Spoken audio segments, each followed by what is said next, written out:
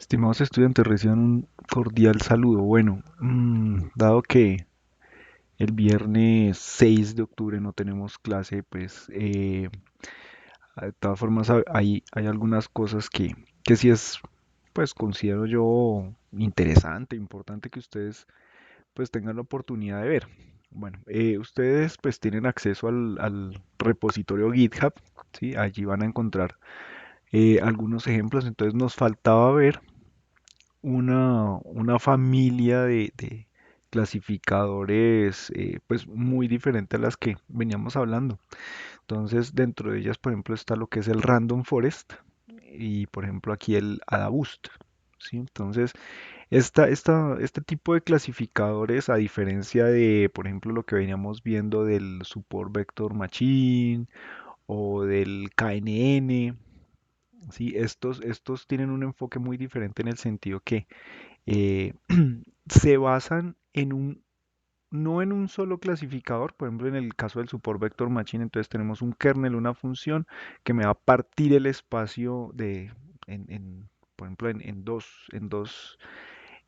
dos partes y pues simplemente la decisión se toma de que está de un lado o del otro lado de la frontera. O por ejemplo en el caso del KNN, que pues dependiendo de los vecinos, ¿sí? Entonces a qué clase pertenecen los vecinos, entonces probablemente un cierto punto en el espacio va a pertenecer a una u otra clase. Estos son una forma muy diferente de considerar la clasificación y es que en vez de tener un clasificador se tienen muchos.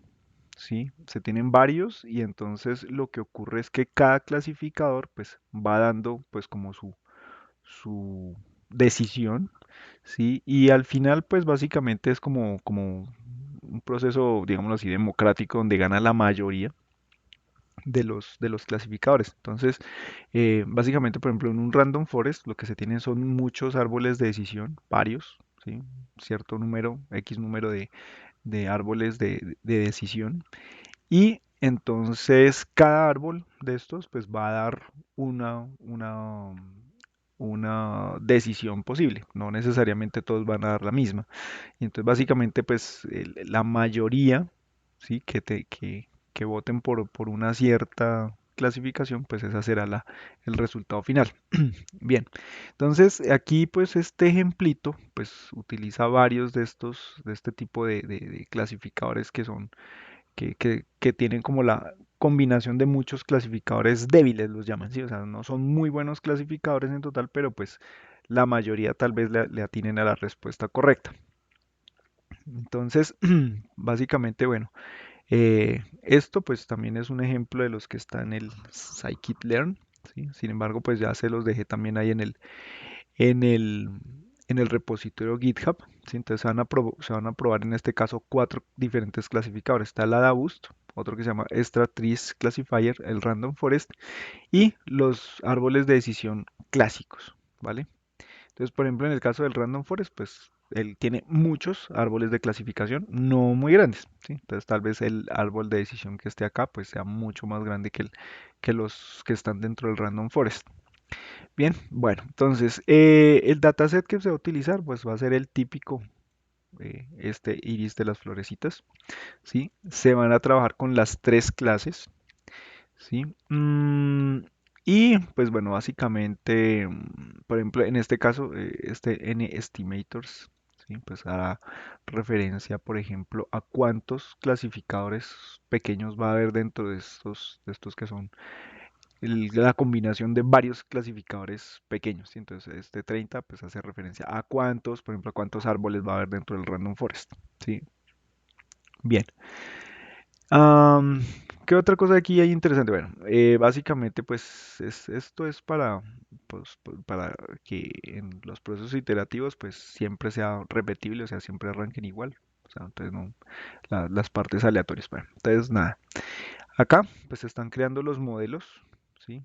Los cuatro, ¿sí? Entonces el que está basado en el Decision Tree, el Random Forest, el Extra Trees y el AdaBoost. ¿Sí? Entonces fíjense porque por ejemplo en el caso del Random Forest y el Extra Trees, pues entonces ahí están el número de árboles que se les va a entregar, que en este caso pues son 30. Bien. Igual para el caso del AdaBoost. Fíjese que el Decision Tree no recibe eso, pues porque es solo un arbolito. Bien, lo que vamos a ver pues son unas gráficas, ¿sí? En donde se están analizando de a pares de las cuatro características que hay en el dataset, ¿sí? Entonces, por ejemplo, se va a analizar primero, por ejemplo, cómo ocurre o cómo son las fronteras de decisión, ¿sí? Para todos los clasificadores, ¿sí? Mirando la característica 0 y 1 o mirando la 0 y la 2 y la 2 y la 3, ¿sí? Pues por ejemplo aquí faltaría, no sé, la 3 1, ¿sí? O 1 3, bueno, más bien, 1 3, ¿sí? Pues uno podría modificarlo, ¿no? Pues esa podría ser una cosa que ustedes podrían hacer pues ya teniendo el código ahí.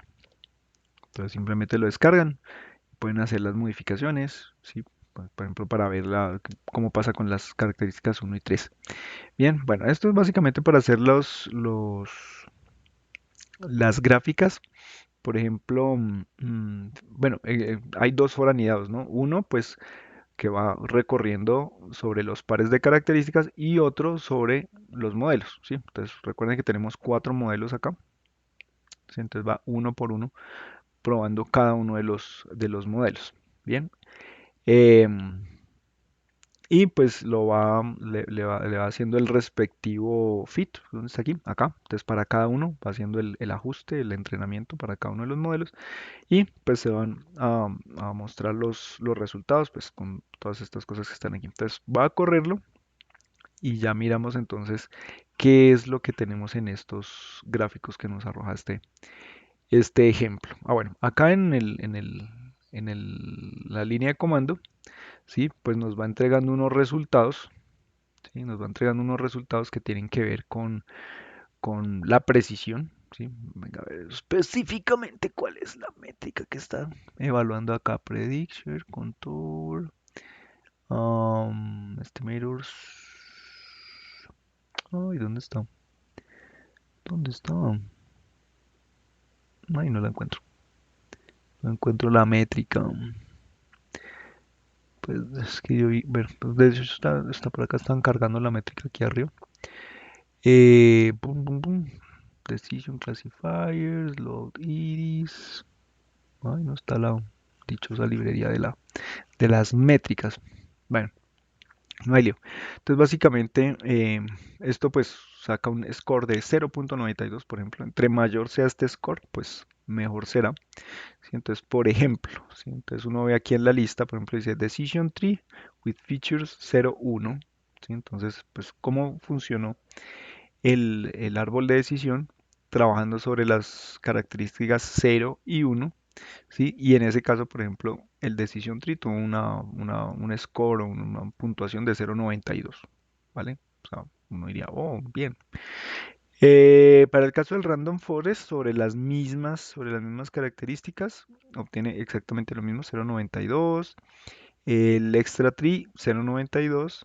Y el Ada Boost tiene 0.86. ¿Sí? O sea, sí, ese sí se cayó bastante. Y así sucesivamente, pues para cada uno de los pares de características y para cada uno de los clasificadores. Entonces, eso es lo que vemos acá, ¿sí? Eso salió. Entonces, miremos aquí en el gráfico, lo voy a poner un poco más grande, un poquito más grande para que se vea mejor. A ver, lo ampliamos. Ahí ya se ve grande, ya se ve más grandecito, ¿sí? Entonces, bueno, eh, ¿qué pasa? Entonces, por columnas tenemos los diferentes clasificadores. Ahí están una, 2, 3, 4 columnas para las cuatro clasificadores que se estaban analizando. Y por filas, entonces se tienen los pares de características. Entonces, la 0, 1, la 0, 2 y la 2, 3, creo que era. No me acuerdo. Sí. Entonces, en los diferentes colores de las bolitas, pues se tienen los diferentes puntos que están dentro del dataset, ¿sí? Cómo se ven desde la característica 0, 1, las 1, 2 y la 2, 3, no me acuerdo cómo eran las combinaciones. Sí, entonces esto es lo que se ve. y pues se ven los límites de cada una de las zonas, ¿sí? En donde están las diferentes clases, ¿sí? Tanto para el Decision Tree, el Random Forest, Extra Tree y el AdaBoost, ¿sí? Esto lo podría uno correlacionar, ¿sí? Pues con esos resultados numéricos que estábamos viendo, ¿sí? Veíamos que, por ejemplo, si mal no estoy, el AdaBoost, por ejemplo, era el que sacaba menor resultado en este par, en este primero, ¿sí? Y pues si vemos, pues sí hay unas zonas acá pues no muy claras, ¿sí? Por ejemplo, para hacer la clasificación entre los punticos azules y amarillos, ¿sí? Los rojos pues casi siempre son los que quedan bien separados de los otros dos, ¿sí? En cualquiera de las proyecciones, ¿sí? Entonces ese, por ejemplo, los errores no estarían sobre la clase de las florecitas estas que representan los punticos rojos, sino en estas que son en los amarillos y los azules, ¿sí? Que son las que están bien, bien revueltas, ¿sí? Especialmente en esta primera fila, ¿vale? Entonces, bueno, pues ahí está esto, ¿sí? Entonces ustedes pueden leer la documentación, pueden revisar el, pues la descripción detallada del ejemplo pues en la página del Scikit-Learn, ¿sí? Pues para que puedan revisar un poquito más y sobre todo la documentación sobre este tipo de clasificadores. Bueno, eso pues en cuanto a estos que son los que llaman ensemble, o sea, que son como ensambles de varios clasificadores y los árboles de decisión que están por aquí arriba. Bien, el otro tipo de clasificador que estábamos analizando la clase teórica del miércoles, ¿sí? Era este del Gaussian Process Classifier. Entonces yo les dejé 4 ejemplos, ¿sí? Hay dos, pues que son tal cual, como están ahí en 3 ejemplos del sklearn, ¿sí? Y hay otros dos, pues que pues tienen unas modificaciones basados en esos ejemplos. Entonces los que están tal cual son este que se llama GPC Iris. Entonces, ¿qué está ocurriendo aquí en este GPC Iris? Pues para que lo tengan presente. Entonces, se está trabajando el mismo tipo de clasificador, pero eh, se está trabajando en dos modalidades. Uno que es el isotrópico, ¿sí? Y el otro que es el anisotrópico. Entonces, si recuerdan, en la clase estábamos hablando pues de que uno puede tener una campana de Gauss, ¿sí? Donde, por ejemplo, en múltiples dimensiones, pero que, por ejemplo, la varianza en todas las direcciones es igual, ¿sí? Entonces es un conito, ¿sí? Muy, muy bonito, muy, muy simétrico, ¿vale? Ese sería el caso del GPC-RBF isotropic, ¿sí? En el caso del anisotropic, ¿sí? Entonces, ¿qué pasa? Que este ya no es un conito muy bien formado, sino más bien, si uno mira el conito desde arriba, entonces se ve más bien como una elipse, ¿sí? Entonces puede tener sesgo hacia alguna dirección. Entonces, este es el caso, ¿sí? O la diferencia entre lo que es el isotropic y el anisotropic. De nuevo, esto se está trabajando con el Iris Dataset, ¿sí? Se están trabajando solo dos de las características, ¿sí? La 0 y la 2, la 0 y la 1, perdón. Bien. Y por aquí, bueno, entonces básicamente lo que se hace es como compararse los resultados. Bien, si lo corremos, borramos todo esto aquí abajo. Si lo corremos, ¿sí? Entonces, eh, bueno, toma ahí un momento y sale esta gráfica, ¿sí? Este sí no nos bota nada en la línea de comando, todo nos lo muestra aquí en la gráfica, ¿sí? Entonces nos lo muestra con colores, ¿sí? Entonces donde cada color corresponde a cada una de las clases, entonces, bueno, aquí ya no utilizan el amarillo, sino utilizan es el verde en vez de amarillo. Entonces tenemos el mismo caso, pues que el verde con el azul, perdón, son los que están más mezclados, mientras que la clase roja es la que está bien, bien, bien separada. Los colores del fondo, el azul, el verde, el rojo, ¿sí? Hacen referencia pues a las distribuciones de probabilidad que se estarían formando para cada una de las clases. Bien, entonces eso es lo que significan ese es el color del fondo. Bien, entonces por ejemplo se puede notar que pues entre la verde y la azul pues las dos distribuciones están muy pegadas, ¿sí? Cosa pues que no ocurre entre la verde y la roja, pues que sí se nota una división muy clara, ¿sí? Entre lo verde y lo rojo. De pronto entre lo rojo y lo azul no se nota tanto, ¿sí? Estaría como por acá, ¿sí? Y entonces, pues gráficamente uno puede comparar las dos formas del, del clasificador, la versión isotrópica y la versión anisotrópica. A primera vista, pues pareciera que no cambian mucho, ¿sí? Por ejemplo, la parte roja es prácticamente igual, ¿sí? De pronto, esta, la anisotrópica, que se extiende un poquito más hacia arriba que esta, ¿sí? Aquí como que ya llega hasta acá y por acá ya no hay mucho, ¿sí? Pero por ejemplo lo que es la interfaz entre la roja y la azul no se ve muy diferente. Tal vez hay alguna pequeña diferencia entre esta verde y la azul a un lado y al otro, ¿sí? Ahora, ¿qué aparece aquí arriba? ¿Sí? Aparece aquí esto que es el LML. LML significa log marginal likelihood, ¿sí? Esta es como una propiedad de este tipo de clasificadores probabilísticos, ¿sí? Entonces, en este caso, si ustedes ven, pues dan valores negativos, ¿sí? Entonces, entre mayor sea, o sea, en este caso el menos negativo indica que pues hace una mejor clasificación. Sin embargo, pues la diferencia no es mayor. Lo vemos gráficamente y lo vemos aquí numéricamente entre los dos tipos de clasificador. ¿Vale? Entonces, bueno, eso en cuanto a este ejemplito, ¿sí? El otro que es directamente así, tal cual está en el GitHub, no, en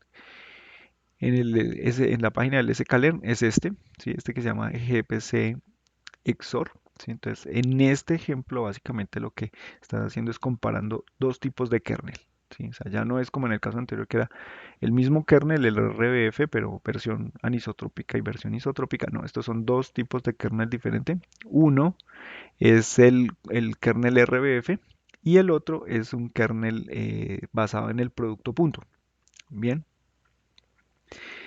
Y aquí sí, pues no se trabaja con el iris, sí, se está trabajando es con una simulación del problema de la XOR, sí, que pues quienes están viendo inteligencia artificial o que ya la vieron, sí, pues ustedes vieron que el problema de la XOR es un problema que no es linealmente separable, sí, entonces es pues un problema, si bien entre comillas sencillo, sí, porque pues no tiene muchas dimensiones, solo dos. Pero es muy ilustrativo pues de los procesos que puede hacer un clasificador. ¿Sí? Entonces vamos a correrlo, ¿sí? Y entonces obtenemos acá el grafiquito. Bien, tenemos el grafiquito. A ver si me deja agrandarlo. Eso. ¿Sí? Entonces sale esta gráfica. ¿Sí? Entonces se ven pues los decision boundaries, o sea, las fronteras de decisión aquí marcadas en negro y en colores pues las clases, ¿sí? Entonces, pues en este caso particular, por ejemplo, usando la métrica esta del log marginal likelihood, ¿sí? El kernel este basado en el producto punto, pues fue mucho mejor, sí, pero pues si ustedes se dan cuenta, obviamente las fronteras de decisión, los decision boundaries son rectos y son muy bien definidos. ¿Sí? Mientras que pues en el RBF pues por su naturaleza pues tienden a ser más curvitos, ¿sí?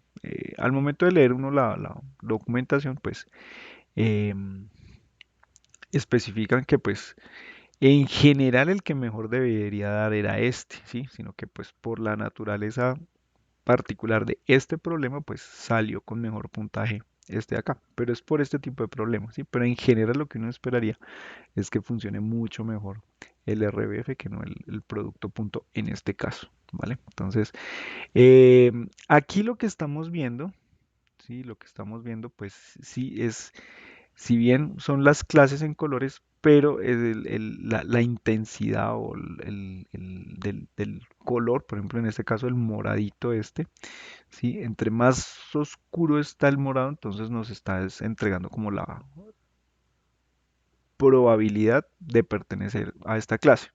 ¿Sí? Aquí tenemos pues la barra de color, entonces pues la probabilidad está llegando casi a cero para esta clase, ¿sí? Mientras que para esta otra clase la probabilidad va llegando hacia uno, que es lo que vemos acá en la barra de color, ¿sí?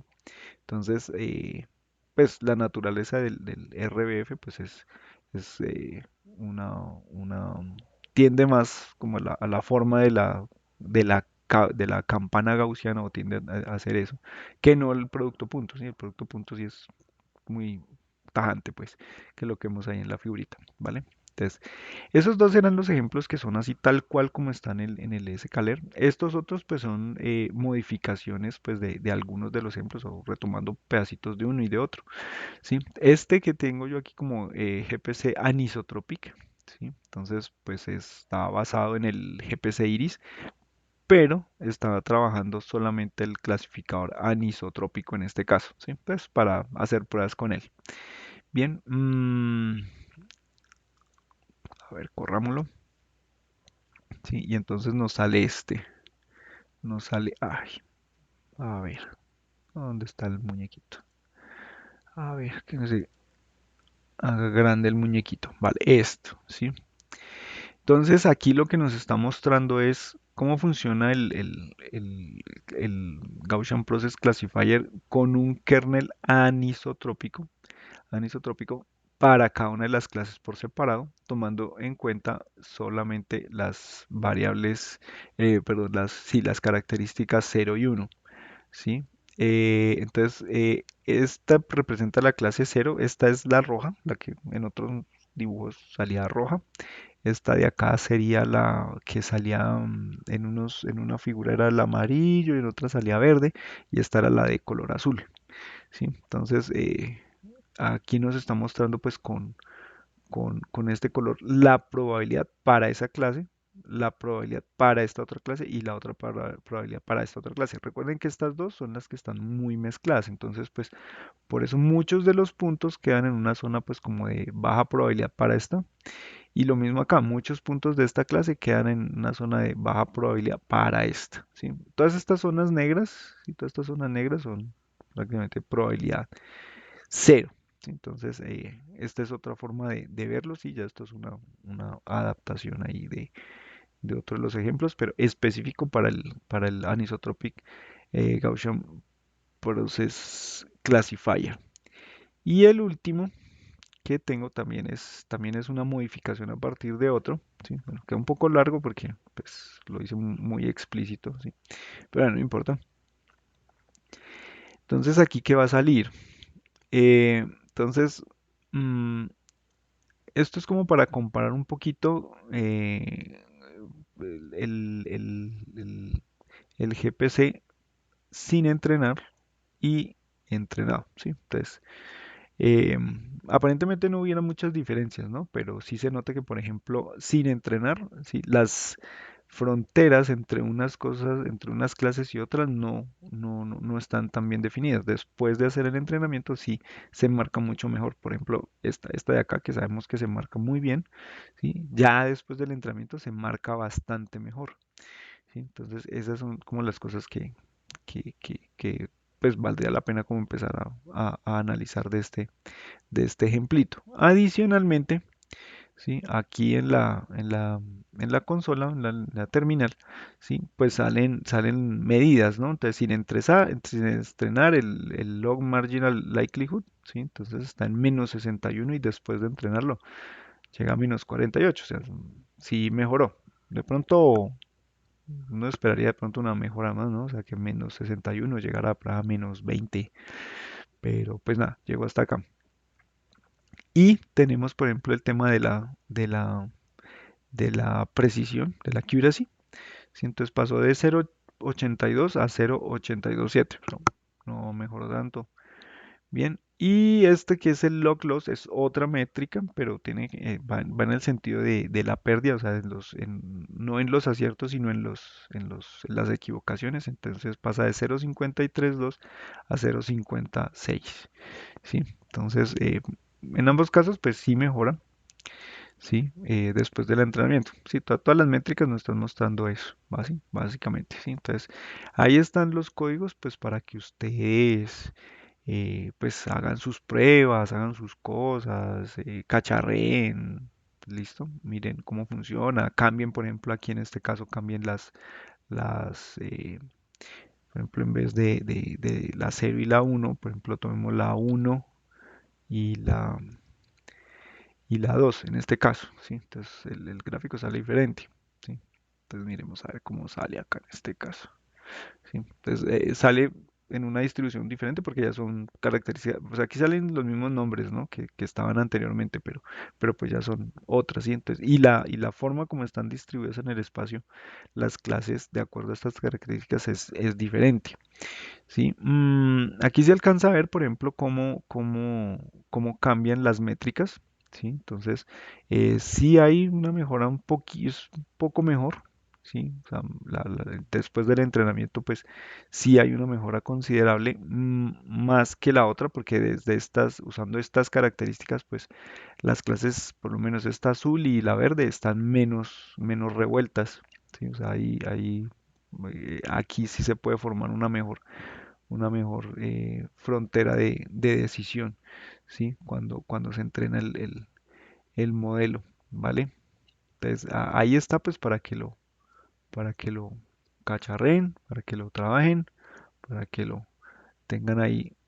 Y pues aquí volvemos a la versión original del ejemplo como estaba, ¿sí? Entonces, ahí está para que les quede tal cual lo vieron aquí en el video, en el GitHub, ¿listo? Bueno, entonces eso es todo. Espero pues que esto haya sido de provecho, que les sea de utilidad y bueno, que terminen de pasar un buen fin de semana. Hasta pronto.